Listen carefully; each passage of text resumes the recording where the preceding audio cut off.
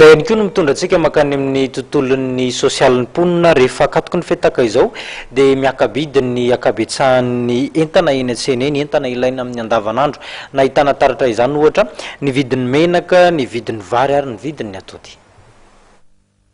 saika nahitana fisondrotany avokoa ny entana ilaina andavanandro amin'ny akatoky ny fety izao raha nitsy amin'ny pavillon Analakely no resahana dia tafakatra 407 ariary ny litatry ny menaka tsinjarany raha 207 izany teo aloha ny vary dia manodidina ny 900 ariary ka hatramin'ny 700 ariary ny kilao ary ny paty dia 700 ariary teo aloha dia lasa 200 ankehitriny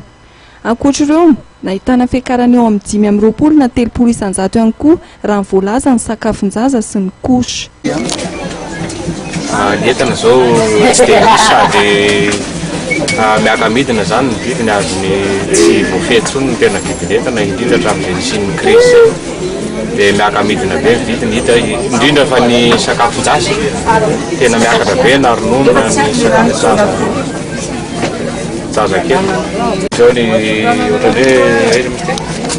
le dile io zao taloha 60 000 dia zao tafakatra hatrany amin'ny 67 500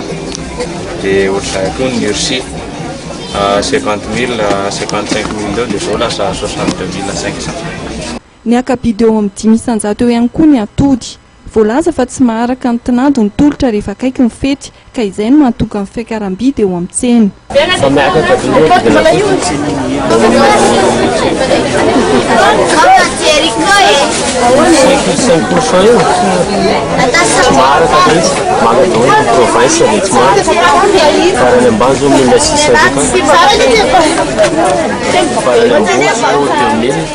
ny mpanjifa dia manay fa mbola hiakabidy hatrany ireo entana sy akora ilaina amin'ny andavanandro ireo ho an'ireo izay afaka manao izany dia misy no efa manangona tsikelikely ireo entana ilaina amin'ny fety misy kosa nefa ireo akora toy ny atody izay tsy afaka tehiriziny ela raha ny voalaza fa misy fiantraikany eo amin'ny fahasalamana